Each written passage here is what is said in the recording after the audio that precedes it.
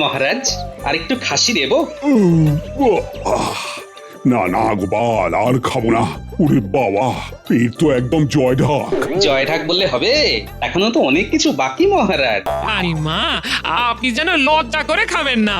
আপনার যেটা প্রয়োজন সেটা চেয়ে নেবেন। হ্যাঁ গোপাল বউ, তুমি চিন্তা করো না, আমি ঠিক পেট ভরে খাবো। কি পণ্ডিত, ছানার ডালনা আর একটু নাও। আমাকে নিয়ে একদম ভেবো না, এখানে আমরা খুব ভালোভাবে খাচ্ছি।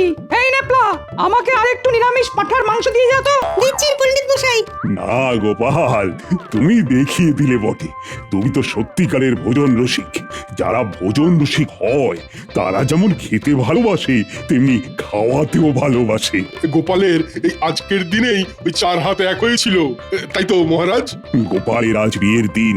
গোপাল, আজকের এই দিনটা তোমার জীবনে বারবার ফিরে ফিরে আসুক। আমরা আসছে বছর আবার খাবো, বছর বছর খাবো। কাজ নেই তাই খালি খাই খাই আর খাই খাই। শোনো মন্ত্রী, ভোজন রসিক হতে গেলে যেমন খেতে জানতে হয় তেমন খাওয়াতেও জানতে হয়। আর তুমি তো চিরজীবন খেয়েই গেলে। আরে বাবা, অন্তত গোপালকে দেখে একটু শেখো। আগে খাই, তারপর শিখবো মহারাজ।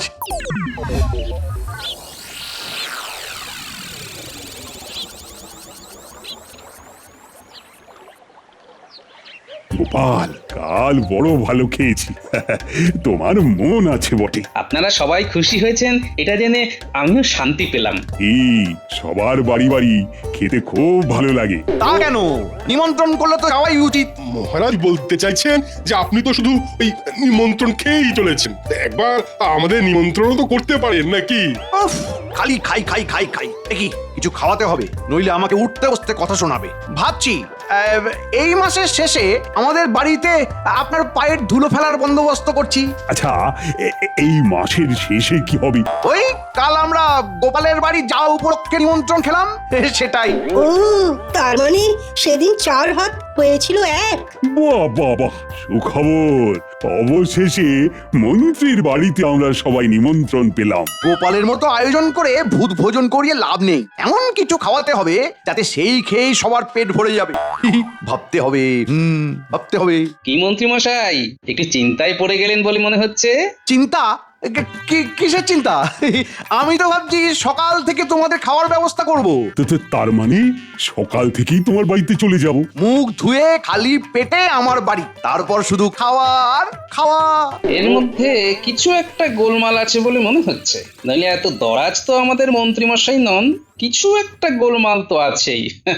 ওটাই বার করতে হবে। তাহলে আমি আমার গিন্নি আর নাতি নাতনিকে নিয়ে সকাল থেকেই আপনার বাড়িতে চলে আসবো। যারা বিবাহিত তারা সবাই তাদের গৃহিণীদের নিয়ে আসবে, আর বড় কথা কি।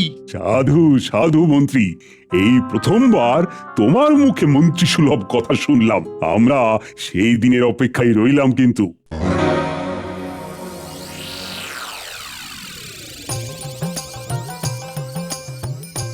এই নে, তোরা সবাই পেট পুড়ে নারকোল মুড়ি খা, খেতে ভালো লাগবে, পেট ভরবে। খা। দাও দিদা, মুড়ি নারকোল আমার খুব প্রিয়। ওই তো গোপাল দাদু এসে গেছে।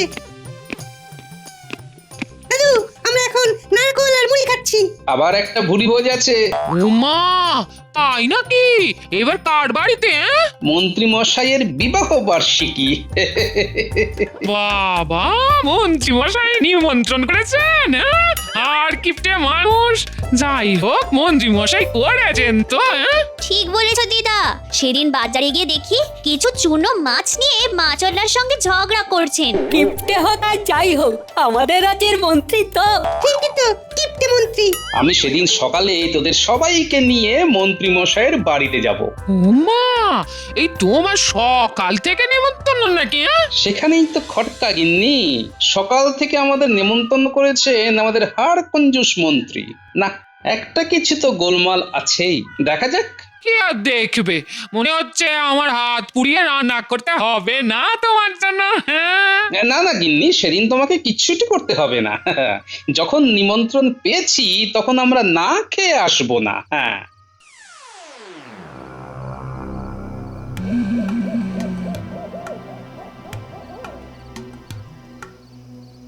কটা ঘটা আছিস নাকি?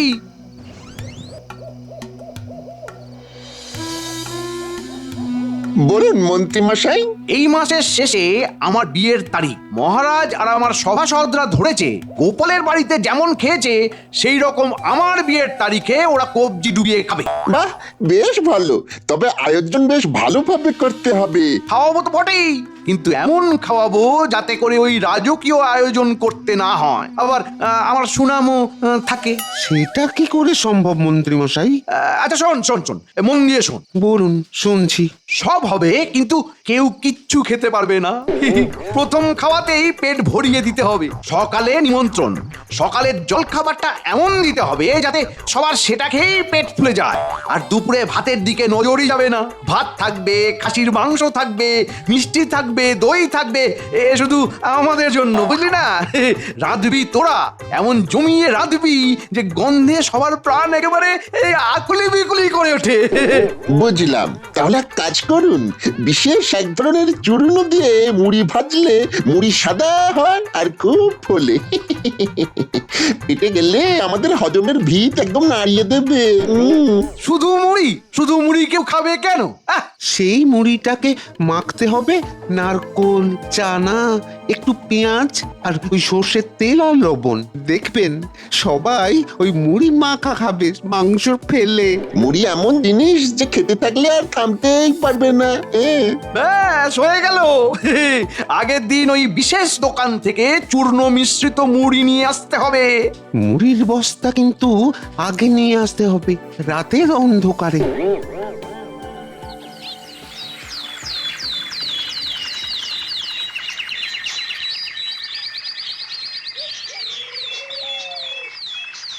মন্ত্রী, এবার বলো তো, সেদিন সকাল থেকে আমরা তোমার বাড়িতে গিয়ে কি কি করব? খুব হুল্লোড় করব, খাবো দাবো আর আনন্দ করব, যেরকম আমরা ওই গোপালের বাড়িতে গিয়ে করেছিলাম।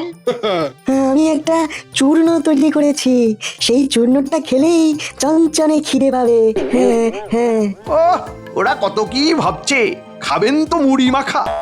কি মন্ত্রীমশাই, কি ভাবছেন আর মুচকি হাসছেন? তোমরা কতদিন পর আমার বাড়িতে যাচ্ছ, আমার কি যে আনন্দ হচ্ছে, মানে আমি আর আমার গিন্নি যে কি আনন্দ পাচ্ছি সেটা বলে বোঝাতে পারবো না গো। এবার বলো তো, খাদ্য সূচিতে এবার বলে ফেলো দেখি। সকালবেলা কুড়মুড়ে মুড়ি আর নারকোল, চানা মশলা, পেঁয়াজ দিয়ে মুড়ি মাখা, আর গন্ধরাজ লেবু কেওড়া দিয়ে শরবত। বাহ, কি ভালো! আমার হচ্ছে উদ্দীপন, খাবারের নাম শুনেই মনে লাগছে কখন।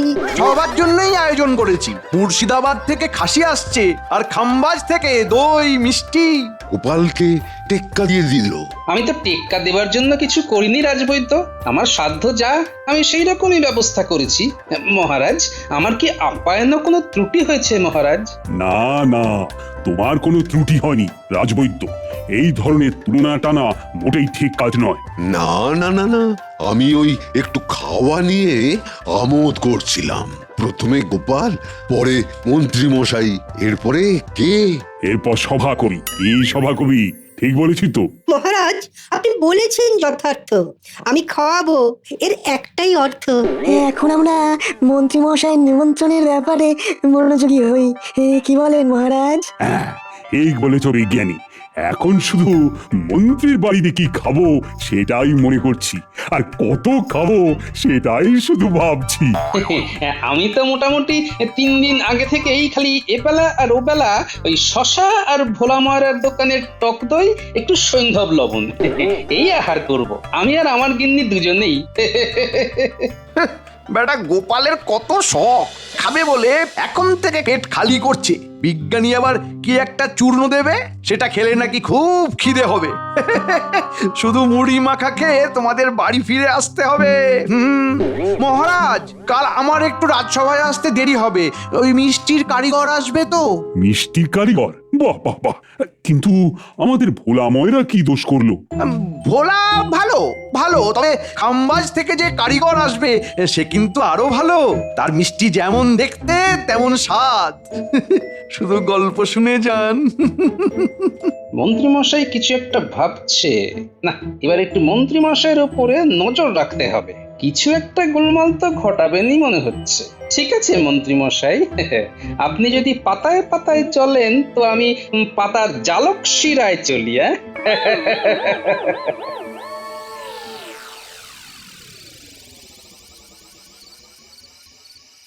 বুঝলে গিন্নি? ওহ, সবাই কত কিছু চিন্তা ভাবনা করছে আমাদের বিবাহ বার্ষিকী নিয়ে, কিন্তু আমি তো জানি বাবা আসলে কি ঘটবে। কি ঘটবে? আমাদের বিবাহ বার্ষিকীতে মহারাজ সহ সবাই আমাদের মুড়ি মাখা খেয়ে ঢেকুর তুলতে তুলতে বাড়ি যাবে গো। মা, ধরা পড়বার কোনো সম্ভাবনা নেই তো? আরে না না, ওরা তো মুড়ি খেয়েই পেট ভরিয়ে দেবে। বটা ঘটা এমন মুড়ি নিয়ে আসছে যে খেলেই একদম পেট ভরে যাবে।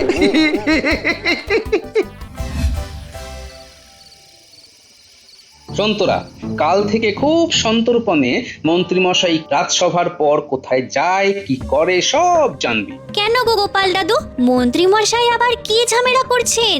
এখন করেননি, কিন্তু খুব সম্ভবত কোনো একটা গোলমাল করতে যাচ্ছেন। ঠিক আছে গোপাল দাদু, আমরা ঠিক খবর এনে তোমাকে দেব। এই মাসের শেষ দিনে নাকি মন্ত্রীমশাইয়ের বাড়িতে আমাদের নিমন্ত্রণ। হ্যাঁ, সেটা নিয়েই তো গোলমাল। যে মন্ত্রীমশাইয়ের হাত থেকে জল গলে না সে করছে নিমন্ত্রণ। ও মা, সেটা কি গো গোপাল দাদু? তাহলে কি হবে? আমরা খাবো না, আনন্দ করব না? মন্ত্রীমশাই যখন নিমন্ত্রণ করেছে তখন খাওয়াতে উনি বাধ্য। আমার বানর সেনা, তোরা কিন্তু কাল থেকে নজর রাখবি মন্ত্রী আর বটা ঘটার উপর, কেমন?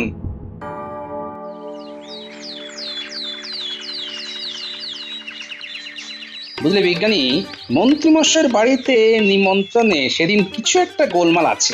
বুঝলে গোপাল, আমি যে ওষুধটা দেব সেটা খাওয়ার আগে খাবে, পাথর পর্যন্ত হজম হয়ে যাবে। তারপর কিছুক্ষণের মধ্যে খুব খিদে পাবে, তখন দেখবে খাওয়ার কি আনন্দ, একেবারে হু হু করে খাবে। তাহলে আমরা সবাই ওই ওষুধ খেয়ে মন্ত্রীমশাইয়ের বাড়িতে খেতে যাব। সে তো বটেই, প্রথমে হজমের ওষুধ, তারপরে পেট পুরে খাওয়া। চলো বিজ্ঞানী, রাজসভায় যাওয়া যাক।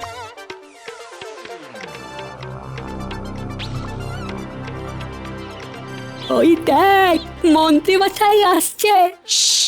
আমাদের কিন্তু পিছু নিতে হবে। চল চল সবাই।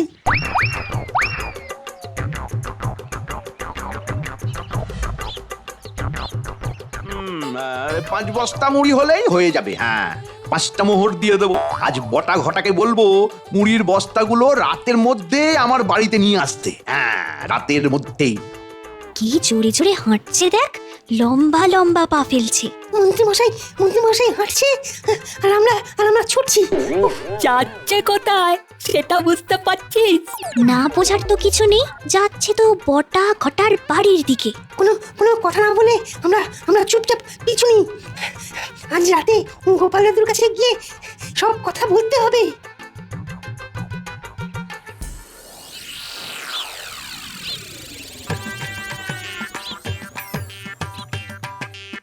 বুঝলি ঘটা, মন্ত্রীমশাই যা কিপটে, কাজ হয়ে যাওয়ার পর পয়সা দেওয়ার সময় এলেই দেখবি কিছু একটা ভুজুং ভাজুং দিয়ে ঠিক বিষয়টা ঘেঁটে দেবে। হ্যাঁ, তাহলে আমরা কি করব সেটা বল।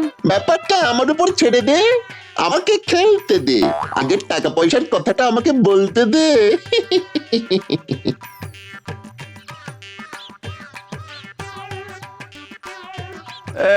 বটা ঘটা আছিস নাকি? থাকবো না তো কোথায় যাব? আসুন, আমরা আপনার জন্যই অপেক্ষা করছি, অনেক কথা আছে। অনেক কথা আমারও আছে রে। শোন শোন, মন দিয়ে শোন। আজ রাতে মুড়ির বস্তাগুলো নিয়ে আমার বাড়িতে দিয়ে আসবি, আর কাল খুব সকালে নারকোল গাছে উঠে সব নারকোল পেড়ে সব তৈরি করে রাখতে হবে কিন্তু। ব্যাপারটা কিরকম একটা লাগছে না? রাতে মুড়ির বস্তা আনতে বলছে। আচ্ছা, মুড়ি কেন? আমার বস্তা বস্তা মুড়ি। শুনতে দে না। একটা কথা আছে মন্ত্রীমশাই, মুড়ির বস্তা আনতে তো আমাদের যেতে হবে, তা আমাদের সঙ্গে তো টাকা করি নিয়ে কোনো কথাই বললেন না। শুনুন মন্ত্রী মশাই, আমরা রান্না করব, আমরা গাছে উঠে নারকোল পারবো, তারপর কত বড় চুমকি নিচ্ছি বলুন তো। মহারাজ কিংবা ওই গোপাল যদি বুঝতে পারে তাহলে তো আমাদের সব শেষ। সুতরাং পয়সা করির ব্যাপারগুলো আগে থেকে বলে নিলে কি হয়, মনটা না বেশ চাঙ্গা থাকে। শুনলি, তার মানে গোপাল দাদু যেটা ভেবেছিল মন্ত্রী মশাইয়ের সম্পর্কে, সেটা ঠিক ভেবেছিল। বুঝলি, পুরো ঘটনাটা মাথার মধ্যে একেবারে সেটে গেছে। আমাদের যা জানার জানা হয়ে গেছে। এবার বাড়ি গিয়ে সব কথা গোপাল দাদুকে জানাবো। আমরা চলে যাই, চল। ঠিক বলেছিস, রাতে গোপাল দাদুর সাথে কথা হবে।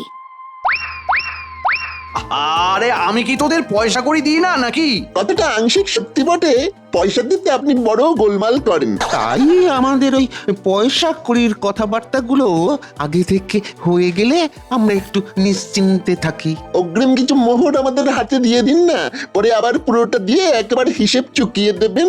এবার বলুন, আমাদের কত টাকা দেবেন বলে ঠিক করেছেন? কাজের আগে ঝগড়া হয়ে যাক, কাজের পরে যাতে মিষ্টি খেতে পারি। এই নে এখন 50 মোহর নে, পরে আরো 50 দিয়ে হিসেব চুকিয়ে দেবো। এই ভূতের কাজ করবো মাত্র 100 মোহরে, ধরা পড়লে সব মার আমাদের পিঠে পড়বে। না মন্ত্রী মশাই, ওই ছুঁচো মেরে হাত গন্ধ করে লাভ নেই। কাজ যদি করতেই হয় অন্তত পক্ষে আমাদের 500 মোহর দিয়ে কাজ করাতে হবে। রাজি থাকলে এক্ষুনি আমাদের হাতে 250 মোহর দিয়ে দিন, তারপরে দেখুন কাজ।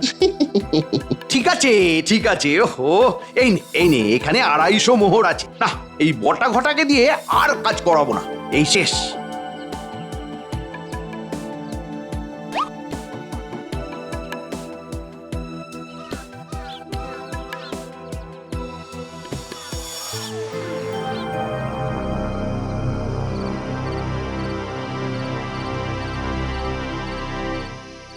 তার মানে এটা হচ্ছে মন্ত্রীমশাইয়ের পরিকল্পনা। ব্যাস, এবার আমার কাজ শুরু হবে। এবার তুমি কি করবে?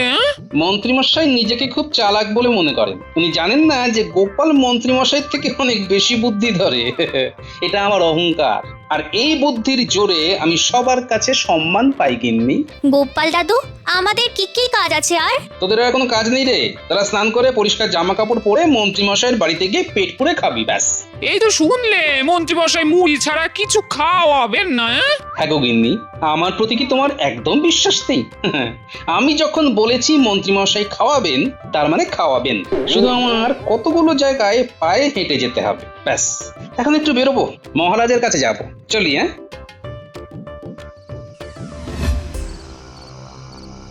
আমার বানর সেনা আজ এই খবরটা নিয়ে এসেছে। কি সাংঘাতিক ব্যাপার ঘটতে চলেছে বলুন তো মহারাজ।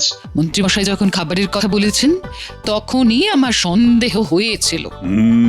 এটা তো সম্মানের প্রশ্ন, আর গোপালের সঙ্গে আমার সম্মানও জড়িয়ে আছে। তা এখন আমার কি করা উচিত? শুনুন মহারাজ, মন্ত্রী যদি ডালে ডালে চলেন, আমি চলি পাতায় পাতায়। আমি কাল সমস্ত বাজারওয়ালাকে বলে দেব মন্ত্রীমশাইয়ের বাড়িতে নিমন্ত্রণ, জিনিসপত্র যেন দুপুরে মন্ত্রীমশাইয়ের বাড়ি চলে যায়, এবং মহারাজের আদেশ এই কথা যেন কেউ জানতে না পারে। বাজার ওয়ালারা তো আর জিনিসপত্র বিনা পয়সা দেবে না, তা পয়সাটা দেবে কি? পয়সা দেবে মন্ত্রীমশাই, ওটা নিয়ে আপনি একদম ভাববেন না। আমাদের সকলের কাজ বৈজ্ঞানিকের ওষুধ খেয়ে আমরা মন্ত্রীমশাইয়ের বাড়িতে নিমন্ত্রণ খেতে যাব, ব্যাস। গোপাল যখন কিছু একটা করবে বলে ভাবে, সেটা শেষ পর্যন্ত মধুরেণ সমাপয়েত হয়। আমার অগাধ বিশ্বাস গোপাল তোমার উপর। ধন্যবাদ রানীমা।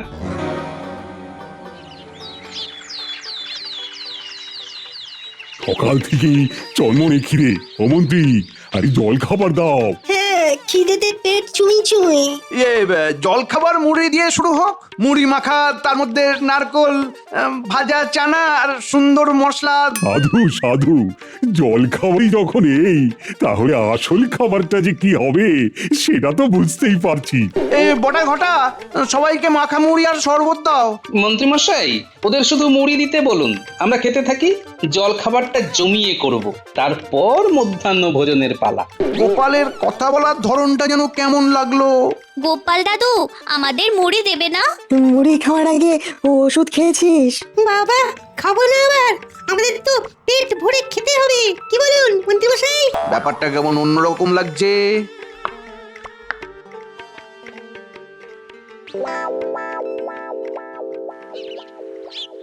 ও মন্ত্রী মশাই, আরে এখনই তো ফাঁকা হয়ে গেল, আরো দিন। দাও দাও আরো মুড়ি, সইছে না আমার ভুঁড়ি।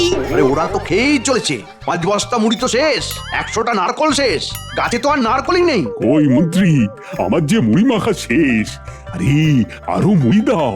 দিচ্ছি মহারাজ, কি করে দেব? বেলা অনেক হয়েছে মহারাজ, এবার আমরা মধ্যাহ্ন ভোজ খাবো। মন্ত্রী মশাই, মধ্যাহ্ন ভোজনের জন্য আপনি প্রস্তুত তো? মুর্শিদাবাদের খাসি দিচ্ছে মুখে হাসি, খাম্বাজে মিষ্টি, কি অপরূপ সৃষ্টি। রান্না কদূর? বটা ঘটা, রান্না কত দূর মহারাজ জানতে চাইছেন? রানীমা তো খিদেতে একেবারে কাতর। মহারাজ, একটা বিপদ হয়েছে, আমাদের না সেই রকম প্রস্তুতি নেই। কি ভেবেছিলেন মন্ত্রী মশাই, শুধু চূর্ণ মিশ্রিত মুড়ি খাইয়ে আমাদের পেট ভরাবেন? সে কি গোপাল, তাহলে এই এত মানুষ তারা খাবে কি? আপনি কিচ্ছু ভাববেন না মহারাজ, গোপাল থাকতে আপনি রানীমা আর সভাসদরা না খেয়ে থাকবেন, এটা হয়? আমার সমস্ত বলা আছে, মন্ত্রী মশাইয়ের ঘরে সব চলে আসবে। ওই দেখুন, ভোলা ময়রা মিষ্টি নিয়ে, মুদি বাজার মাছ সব নিয়ে চলে আসছে। দাম কে দেবে? আমার তো হাত খালি। দাম আপনি দেবেন মন্ত্রী মশাই। পরের মাসের বেতন থেকে সব ধার মেটাবে। শোনো সবাই, মন্ত্রী মশাইয়ের আজ বিয়ের তারিখ, তাই তো মন্ত্রী মশাই আজ আমাদের সবাইকে কবজি ডুবিয়ে খেতে বলেছে। তোমরা সবাই খেয়ে মন্ত্রীর গুণ গাও। সব কিছু মন্ত্রী মশাই দেবে। মহারাজ, মহারাজ, আমি ফতুর হয়ে যাব মহারাজ। তোমার ফতুর হওয়াই উচিত। মন্ত্রী, তুমি বরং দাঁড়িয়ে দাঁড়িয়ে দেখো আমরা কেমন মজা করে খাই। ভেবেছিলাম আমি চতুর হয়ে সবাইকে বোকা বানাবো, কিন্তু গোপাল বিজ্ঞানী এরা আমাকে ফতুর করে দিল, এরা আমাকে ফতুর করে দিল গো।